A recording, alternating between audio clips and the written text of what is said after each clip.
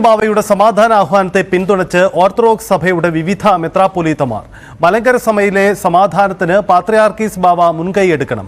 സമാധാനത്തിന് വേണ്ടി നിലകൊള്ളുന്നതിൽ പരാജയപ്പെട്ടാൽ ചരിത്രം നമ്മോട് പൊറുക്കില്ലെന്ന് എബ്രഹാം മാർ സ്റ്റെഫാനോസ് അഭിപ്രായപ്പെട്ടു. സഭകൾ തമ്മിൽ ഐക്യത്തിൽ മുന്നോട്ടു പോകണമെന്ന് മാത്യൂസ് മാർ തിമോത്തിയോസ് പറഞ്ഞു. പ്രശ്നങ്ങളുള്ള പള്ളിയിൽ നിന്ന് ആരെയും ഒഴിവാക്കില്ലെന്ന് യുഹാനോൻ മാർ പോളികാർപ്പസും വ്യക്തമാക്കി.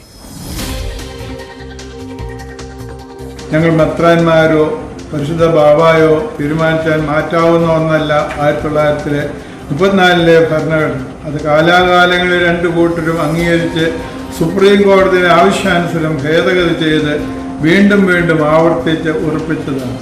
അത് അംഗീകരിക്കണം. നമ്മൾ നിയമം അനുസരിക്കുന്ന നല്ല മക്കളാകണം. പക്ഷേ സമാധാനത്തിനുള്ള ആഗ്രഹവും അഭിവാഞ്ചയും നമുക്ക് ഒരുമിച്ചുണ്ടാകണം. നിലവിൽ പ്രശ്നങ്ങൾ ഉണ്ടായിരിക്കുന്ന പള്ളികളിൽ 3 അങ്കമാലി മെത്രാസനത്തിലെ പള്ളികളാണ്. ആരെയും അവിടെ നിന്ന് ഒഴിവാക്കുവാൻ നാം ആഗ്രഹിക്കുന്നില്ല. ടോം കുര്യാക്കോസ് ചേരുന്നു. ടോം, 2 ക്രൈസ്തവ സഭകൾ തമ്മിലുള്ള തർക്കം എന്നതിനപ്പുറത്ത് ഓർത്തഡോക്സ് യാക്കോബായ തർക്കം പൊതുസമൂഹത്തിന് മുന്നിൽ കൂടി നിരവധി തവണ നമ്മൾ ചർച്ച ചെയ്തതാണ്. അതുകൊണ്ട് എല്ലാവർക്കും അറിയാവുന്ന വിഷയം കൂടിയാണ്. ഈ സഭാ തർക്ക കേസിൽ ഒരു പ്രശ്നപരിഹാര സാധ്യതയ്ക്ക് വഴി തുറക്കുന്നു എന്ന സൂചനയാണ് കഴിഞ്ഞ 2 ദിവസം ഇന്നലെയും ഇന്നുമായി പുറത്തുവരുന്ന ഓർത്തഡോക്സ് സഭയുടെ അധ്യക്ഷന്റെയും പിന്നീട് മെത്രാപ്പൊലീത്തമാരുടെയും നിലപാടുകളിൽ നിന്നും വ്യക്തമാവുന്നത്.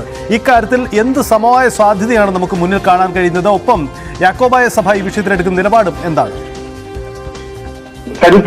ആഗോള സുറിയാനി സഭയുടെ അധ്യക്ഷൻ പാത്രിയാർക്കീസ് ബാവ നാളെ കേരളത്തിലെത്താനിരിക്കുകയാണ്, കൊച്ചിയിലെത്താനിരിക്കുകയാണ്. ഇന്നലെ ഓർത്തഡോക്സ് സഭയുടെ പരമാധ്യക്ഷൻ ബസേലിയോസ് മാത്യൂസ് തൃതീയൻ കാതോലിക്ക ബാവ ഒരു സമവായ ചർച്ചകൾക്ക് വഴി തുറന്നത്. അതായത് അദ്ദേഹം ഇന്നലെ മലങ്കര വർഗീസ് അനുസ്മരണ ചടങ്ങിൽ നടത്തിയ പ്രസംഗത്തിനിടെയാണ് എല്ലാ തെറ്റുകളും കുറ്റങ്ങളും പുറത്ത് സഭകൾ തമ്മിൽ, ഇരു സഭകളും തമ്മിൽ ഐക്യത്തോടെ മുന്നോട്ട് പോകണമെന്ന ഒരു സമാധാനത്തിന്റെ ആഹ്വാനം അദ്ദേഹം നടത്തിയത്. അതേ തുടർന്ന് ഇത് ഓർത്തഡോക്സ് സഭയുടെ വിശ്വാസികൾക്കിടയിലെല്ലാം വലിയ ചർച്ചയായി. മാത്രമല്ല, ഓർത്തഡോക്സ് സഭയുടെ വിവിധ മെത്രാപ്പൊലീത്തമാരും കാതോലിക്ക ബാവയുടെ ആ സമാധാന രംഗത്തെത്തിയിട്ടുമുണ്ട്.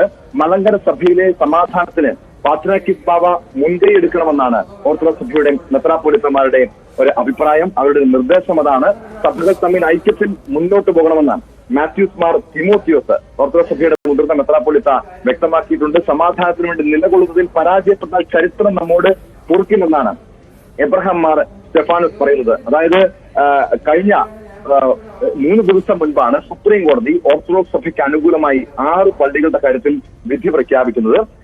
ഈ പള്ളികൾ അത് അങ്കമാലി ഭദ്രാസനത്തിന്റെ പരിധിയിലുള്ളതാണ്. അതിൽ 3 പള്ളിയും ഈ പ്രശ്നങ്ങളുള്ള പള്ളികളിൽ നിന്ന്, അതായത് നിലവിൽ സുപ്രീം കോടതി അനുകൂലമായി വിധിച്ച, ഓർത്തഡോക്സ് സഭയ്ക്ക് അനുകൂലമായി വിധിച്ച പള്ളികളിൽ നിന്നും ആരെയും ഒഴിപ്പിക്കില്ല. അതായത് ഓർത്തഡോക്സ് സഭയുടെ വിശ്വാസികളെ ഒഴിപ്പിക്കില്ല എന്ന് അങ്കമാലി ഭദ്രാസനാധിപൻ, ഓർത്തഡോക്സ് സഭയുടെ അങ്കമാലി ഭദ്രാസനാധിപൻ യുഹാനോൻ മാർ പോളികാർപ്പസ് ബിഷപ്പും വ്യക്തമാക്കിയിട്ടുണ്ട്. അതായത് നാളെ പാത്രിയാർക്കീസ് ബാവ നാളെ കൊച്ചിയിലെത്തുമ്പോൾ സ്വാഭാവികമായും ഈ ചർച്ച അന്തരീക്ഷത്തിൽ നിന്ന് നിൽക്കുക, അതായത് തങ്ങൾ വിട്ടുവീഴ്ചയ്ക്ക് തയ്യാറാകരുത് എന്നൊരു സന്ദേശം പൊതുസമൂഹത്തിന് മുന്നിൽ ഓർത്തഡോക്സ് സഭ വെക്കുകയാണ്. ഇത് നേരത്തെ തന്നെ നമുക്കറിയാം. ഈ സഭയുടെ ചരിത്രം പരിശോധിച്ചാൽ 1912 ഈ സുറിയാനി സഭ 2 പിളരുന്നത്. മലങ്കര സുറിയാനി സഭ 2 പിളരുന്നത്.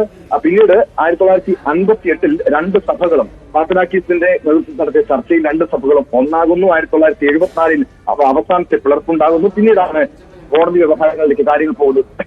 കഴിഞ്ഞ 50 വർഷത്തോളം, അതായത് 1/2 നൂറ്റാണ്ടോളമായി ഇരു സഭകളും വിഘടിച്ചു നിൽക്കുന്നു.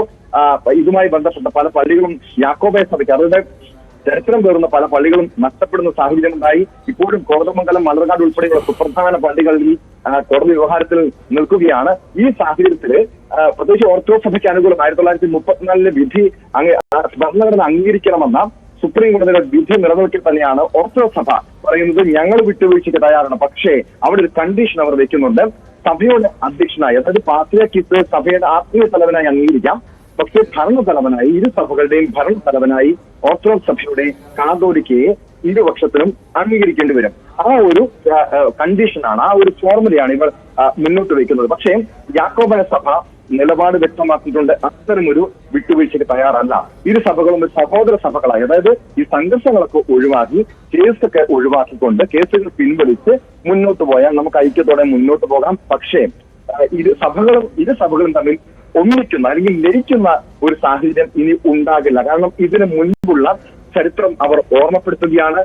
ഇതിനു മുൻപ് ഒരു ലയനം ഉണ്ടായപ്പോൾ 1958 ഇരു സഭകളും തമ്മിൽ ഒന്നിച്ച ശേഷം പിന്നീട് ഉണ്ടായ നിരവധി പ്രശ്നങ്ങളുണ്ട്. അത് സഭാവിശ്വാസികൾക്കിടയിൽ മുറിവേൽക്കുന്ന സാഹചര്യമുണ്ട്.